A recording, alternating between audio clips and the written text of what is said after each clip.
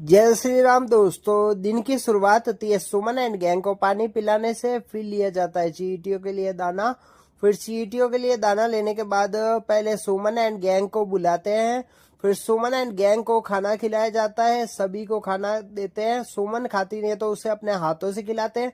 फिर पहुंचते हैं अपनी लोकेशन पे। लोकेशन पे पहुंचने के बाद ढूंढा जाता है चींटियों को। चींटियों को ढूंढने के बाद एक एक करके सभी चींटियों को खाना खिलाते हैं। फिर चींटियों को खाना खिलाने के बाद आते हैं घर। घर आने के बाद नहा धोकर होते हैं तैयार। फिर गंगा को दिया जाता है अपना खाना। जैसे ही गंगा अपना खाना खाती है फिर कुंड में भरा जाता है पानी। फिर पानी भरने के बाद फिर आते हैं घर। फिर घर आने के बाद खाते हैं अपना नाश्ता। फिर नाश्ता करने के बाद निकलते हैं काम के लिए। फिर काम पे निकलने के बाद देखते हैं जोधपुर के नज़ारे। नज़ारे देखते देखते पहुंच जाते हैं काम पर। फिर करते हैं काम स्टार्ट। फिर काम चालू होता है। फिर लगभग 12 बजे के करीब दिखती है क्यूट सी काऊ। फिर उस काऊ को देखने के बाद उसके पास जाते हैं और फिर उसको खिलाते हैं अपने हाथों से खाना।